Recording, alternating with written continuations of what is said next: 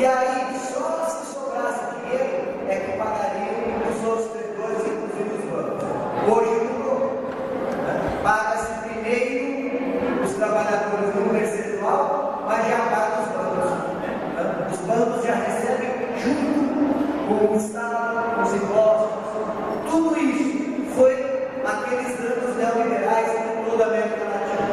Mas no final dos anos 2000, a população começou a votar nos candidatos que eram contra o neoliberalismo. Isso aconteceu no Uruguai, aconteceu na Argentina, aconteceu na Venezuela, aconteceu em todos os nossos países. E aconteceu aqui no Brasil, onde vieram dois governos, Lula e o governo Dilma. Mas qual é o nosso grande problema? O problema mais decisivo. O nosso maior problema é que o sistema político do Brasil não mudou. O sistema político do Brasil é o mesmo da época da ditadura militar. E esse sistema político não permite que as lutas populares avancem.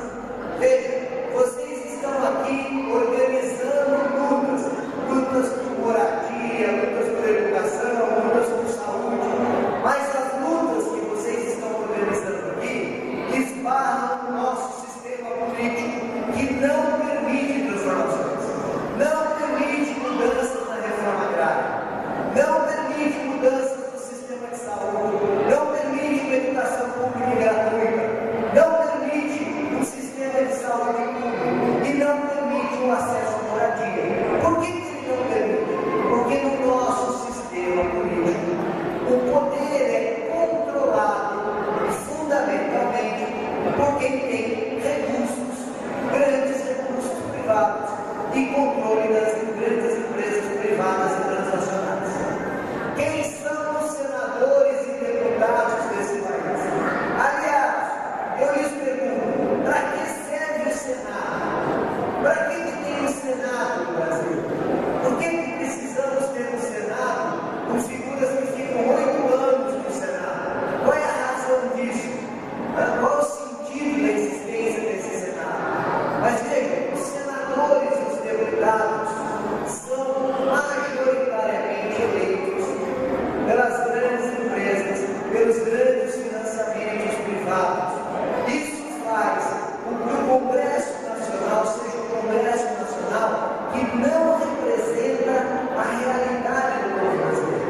A classe trabalhadora, que é quantitativamente a maior quantidade de brasileiros no nosso país, ela é subrepresentada. Ela tem uma parcela muito pequena de representantes. A maioria do nosso Congresso Nacional é composto por grandes empresários e fazendeiros.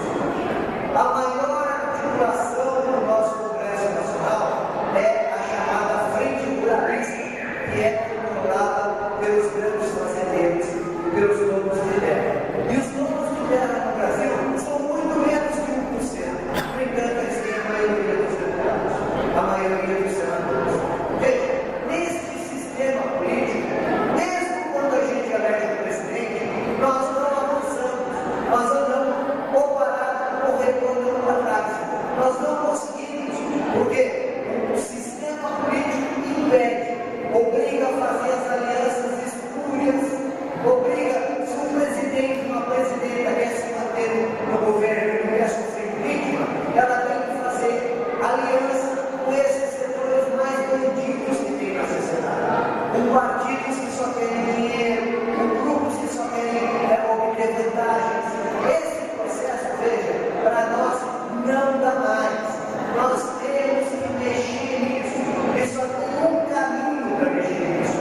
É fazer uma campanha poderosa e forte que levante a bandeira de uma constituinte. O que é uma constituinte? Os mais velhos viveram isso em 1986. A constituinte é quando elegemos representantes para mudar as regras da Constituição do Brasil.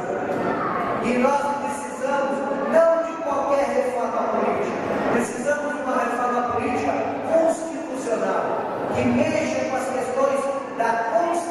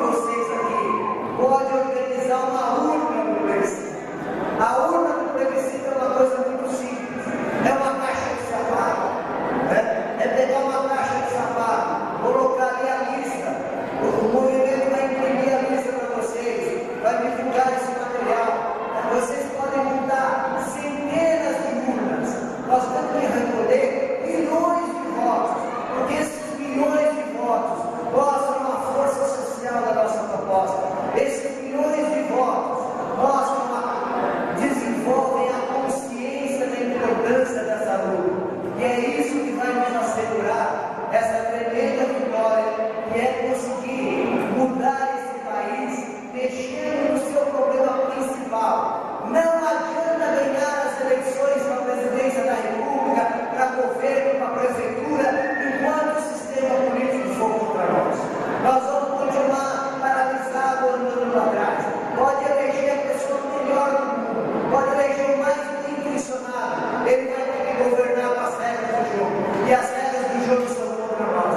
Nós temos que mudar essas regras. Se nós não mexermos nas regras, nós vamos ficar paralisados. Não vamos fazer a verdadeira luta política. Por isso que eu vim aqui pedir voto para ninguém, para vocês. Vim aqui pedir para a gente construir uma força real. E pela primeira vez nessa história, não depende desse ou daquele candidato.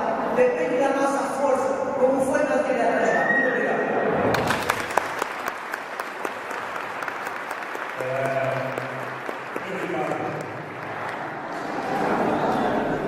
O movimento Moradia do Estado de São Paulo agradece o esforço que você fez para chegar aqui. E aí, companheiras e companheiros, nós abrimos para 5 perguntas ou 5 intervenções. Quem quiser perguntar, quem quiser fazer intervenção, levanta a mão e aí vai surgir o microfone. Nenhuma fala pode passar pelo Cruz. Começando pelo companheiro Paulo de Laço.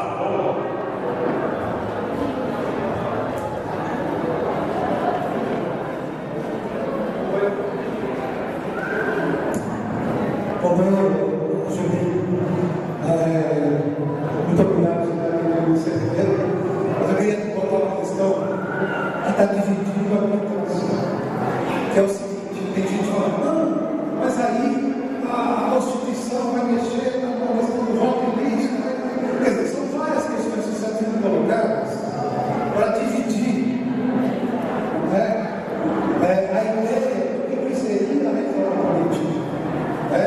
Aí eu queria que vocês falassem um pouco dessa questão, da pergunta que está sendo feita, que não nos divide, porque muitas das questões que estão sendo feitas estão adiantando um debate que não é o momento agora. E eu gostaria que vocês falassem sobre essas divisões que estão tendo, para que a gente tomasse consciência e pudesse se posicionar na direção. Obrigado. Ninguém se inscreveu. Por favor, microfone.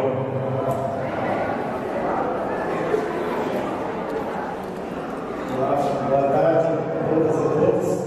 Sou Elisete.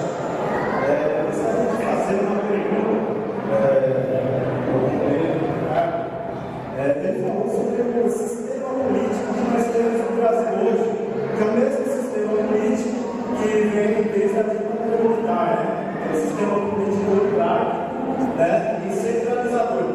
Eu tenho uma questão em mente, será que esse mesmo sistema político não vem sendo aplicado também dentro de alguns partidos políticos, até mesmo partidos de esquerda, que não vem sendo também aplicado em movimentos ditos sociais, e talvez isso seja uma forma de nós também nos libertar desse sistema político nacional, mas também dentro de nossas organizações.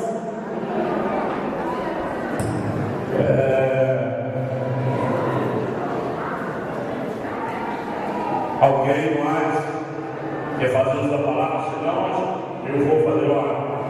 Então, mas como ninguém mais se inscreveu, Ricardo, é o seguinte: nós estamos falando de um plebiscito nacional, onde nós sabemos que talvez esse plebiscito tenha a mesma, até mais importância para a classe trabalhadora do que a alta. Quando nós fizemos um plebiscito sobre a alta, nós, naquele momento, nós não tivemos, pelo menos no estado de São Paulo, tanto enfrentamento como nós estamos tendo hoje com a polícia do estado de São Paulo. Nos últimos 10 dias, polícia do estado de São Paulo prendeu, espancou e torturou 2 advogados.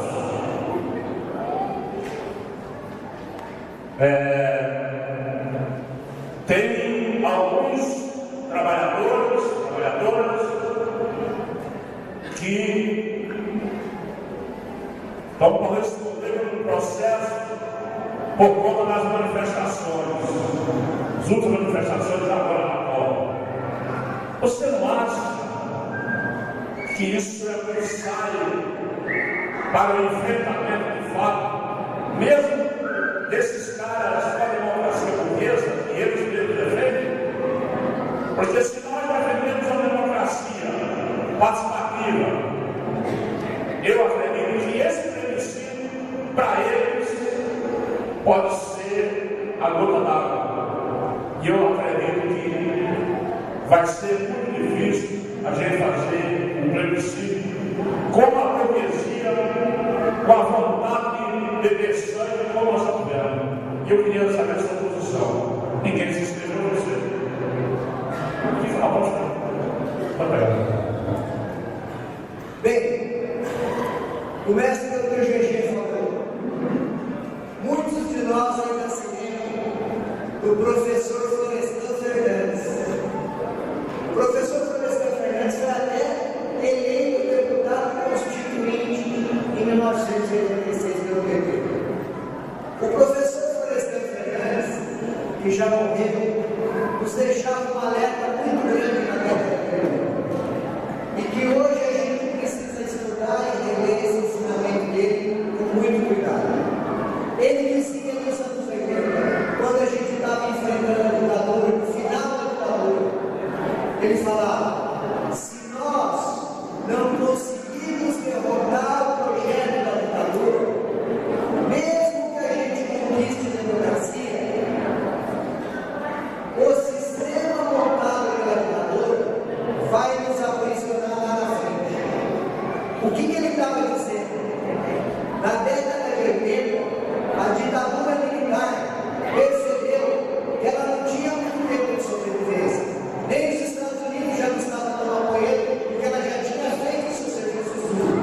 Já tinha matado, já tinha torturado, já tinha eliminado. Então ela também era incômoda. E eles fizeram um processo de transição, que na época eles chamavam de abertura lenta, gradual e segura. O que eles queriam? Eles queriam superar a ditadura, manter o sistema político da ditadura. O sistema policial que nós temos, GG, que fez essas arbitrariedades, é o mesmo sistema da ditadura e você testemunha disso. Essas manutenções que o Florestan falava, se nós não conseguirmos romper com o sistema político agora, mesmo que tenhamos vitória, mesmo que ganhemos as eleições no futuro, nós não vamos poder governar de verdade. Não vamos poder fazer mudanças reais, porque o sistema político a gente não controla. Não controla o judiciário, não controla o Supremo Tribunal Federal, não controla a composição do Congresso Nacional. Então você não tem força verdadeira para governar, porque o sistema político, o aparato policial, o aparato judicial é todo aquele que vem da ditadura. Eis porque essa luta nossa é tão decisiva. Obrigado. Eis porque essa luta nossa é tão importante. Mas a questão que vocês levantam,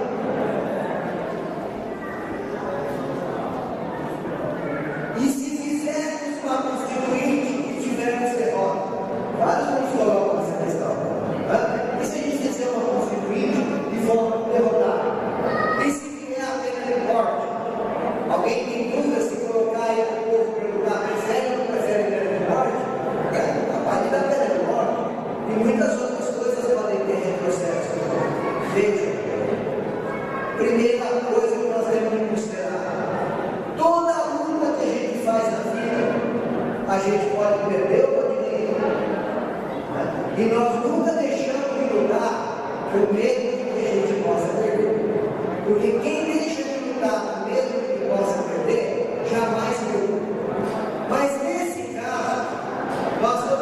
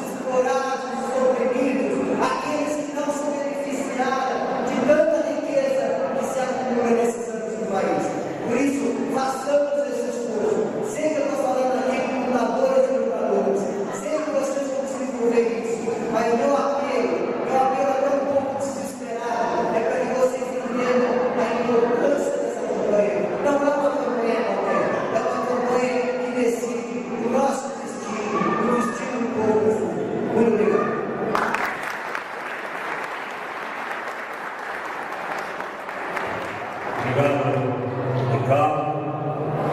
Obrigado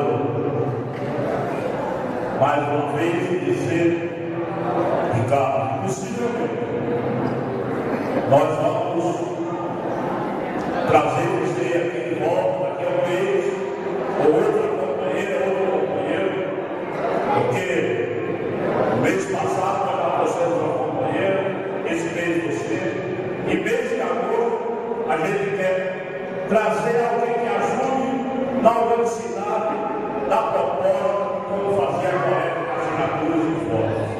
Porque nós acreditamos que esse é o outro meio, é outro viés da classe trabalhadora poder dar uma volta nessa burguesia pouco suja e indefinida, como dizia Cazuza. Porque a Constituição brasileira ela pode ser muito boa, porém ela não é soberana. Quem manda é um Congresso corrupto que por trás deles está o banditismo organizado do mundo inteiro. E nós queremos realmente ter uma constituinte soberana livre dos fiscais, da burguesia e daqueles que querem virar proveito dos oportunistas. Por isso, nós vamos trazer ou você ou outra pessoa para ajudar a gente na universidade. Muito obrigado.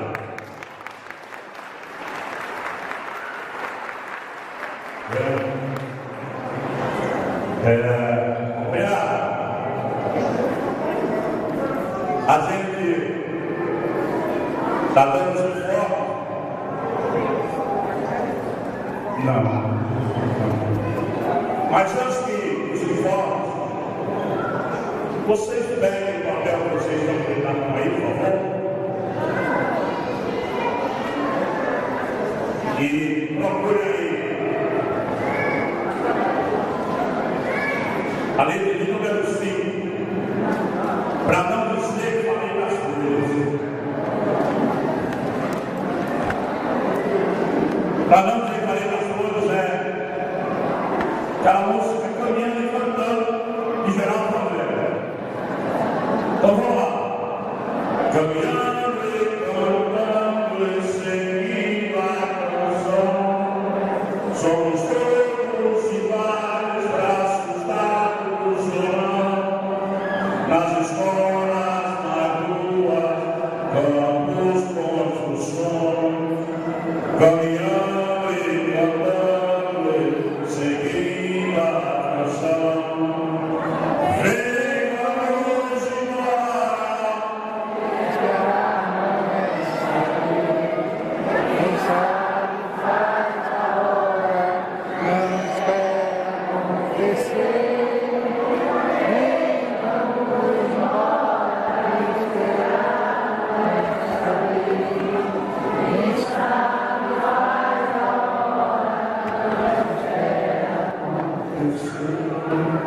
Pelos campos afora grandes plantações, pelas ruas marchando indecisos cordões, ainda fazem da flor seu mais forte refrão, acreditam nas flores vencendo o canhão. Vem-nos embora. Quem sabe faz a hora, não espera acontecer. Vem, vamos embora, esperar nessa vida. Quem sabe faz a hora, não espera acontecer. A soldados armados, amados chorando, quase todos perdidos e armas nas mãos, nos quartéis ensinam uma antiga lição, e morrer pela pátria e viver sem razão. Vem-nos embora.